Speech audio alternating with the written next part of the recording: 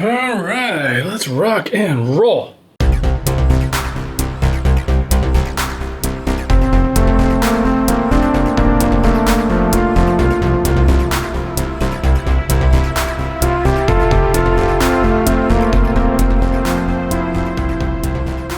Welcome to Curiosity Public. I'm Dutch, and this is a new segment I like to call Lost Spirits with Dutch.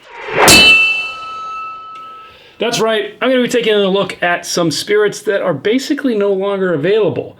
They've either been discontinued, or maybe they have changed their formulation, or maybe the distillery went out of business, something like that, I don't know. But to kick things off here, I've decided to start with one of my favorite bourbons ever, Elijah Craig 12-year. That's right, this bottle is a bit of bourbon history, a bit of bourbon lore. It's a bourbon that so many bourbon fans cut their teeth on, and it is very fondly remembered by so many of us. And it's not available anymore. Why? Well, 2016-ish, Heaven Hill figured that they weren't really able to keep up with demand for a 12-year-old age-stated bourbon that was only $30. How do you do something like that at scale? Well, you really can't. So they either had to make it at the same rate, so it was going to become less available, or they were going to have to change it up, remove the age statement, and make it as available as it always had been. They decided to do that. So about 2016 sometime, you started to see bottles that looked like this hit the shelves. Now, as you can see, we've got our 12-year age statement here. We've got the exact same product inside this bottle. It just doesn't say 12 on front. It actually says it on the back in the fine print. I don't know if you guys can see that. I'll try to get it to show up here, but it does say 12 years old on that back statement there.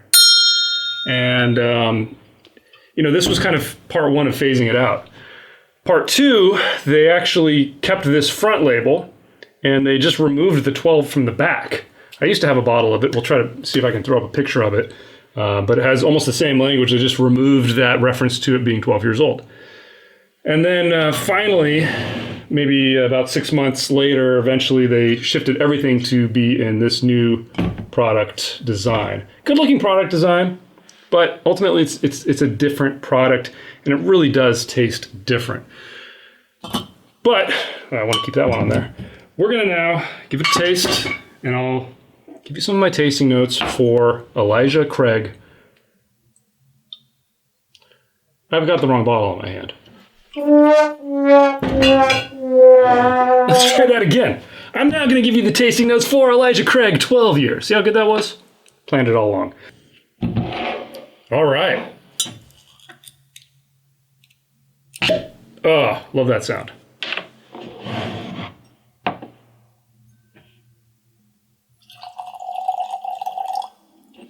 Now this bottle, you can see it actually has the foreign tax strip on it. I got this, I believe I got it in Prague.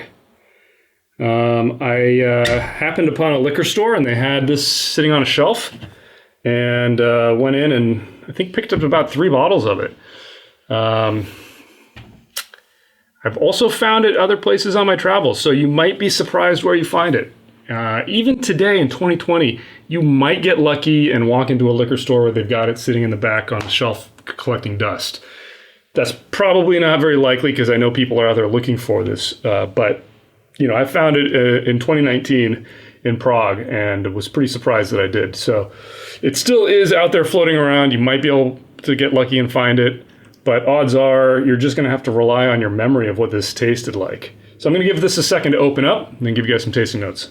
All right, let's see how this thing is opened up. I was a little nervous because this happens to be my wife's favorite bourbon, and she's probably not going to be too happy that I cracked one open, but this is what I do for you guys. I'm willing to try. I'm willing to risk it. On the nose, man, you get this really rich brown sugar, almost a creaminess, almost like a vanilla cream brown sugar, all mixed together. It's delectable. There's the slightest touch of oakiness. There's nothing harsh. There's nothing harsh on this nose, and that's what's absolutely amazing about this. All right, let's check the palate here.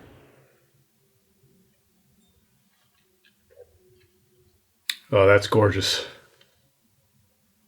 Oh, man.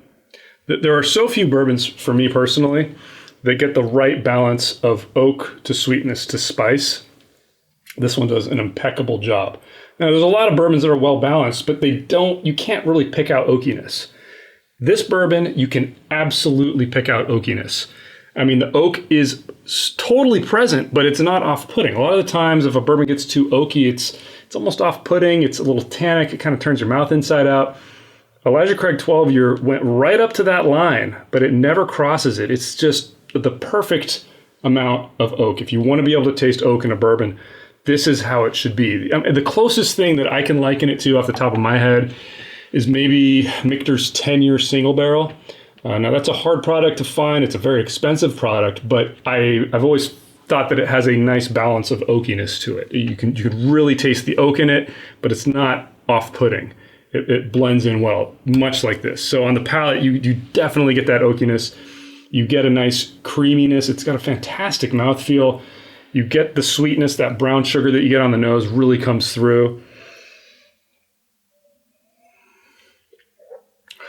You know, at the beginning of the palate, you do get a little bit of the spice, but it's kind of like here's a little bit of spice, but then it immediately transforms into the sweetness, the brown sugar, and the finish. You get the oakiness even more, but not in a bad way. You know, it's kind of this mix of oak and sweet on the back end, and it is just delectable.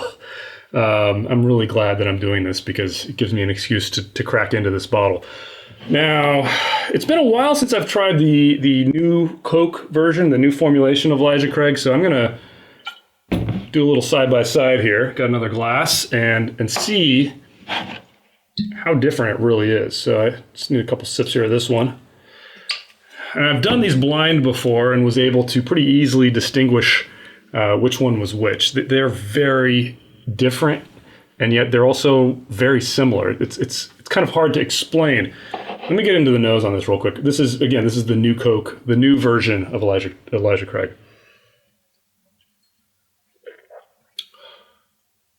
I said I was going to nose it, but I just drank it.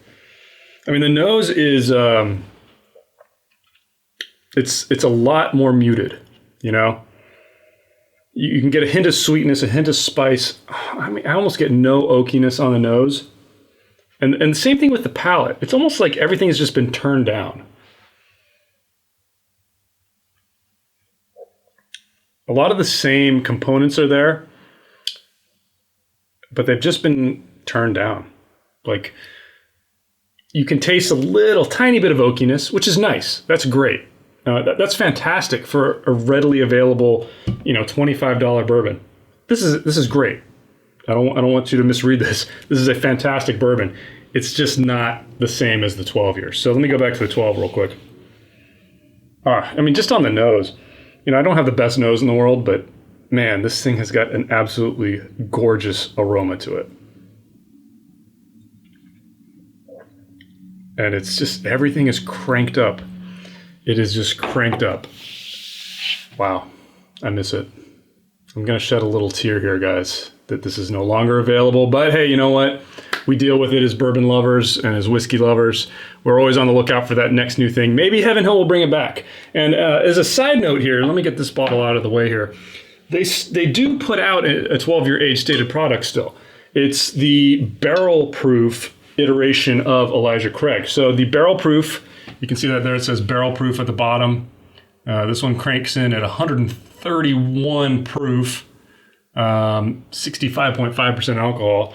And it does say on the side that this is a 12-year-old age-stated non-chill filtered iteration of Elijah Craig.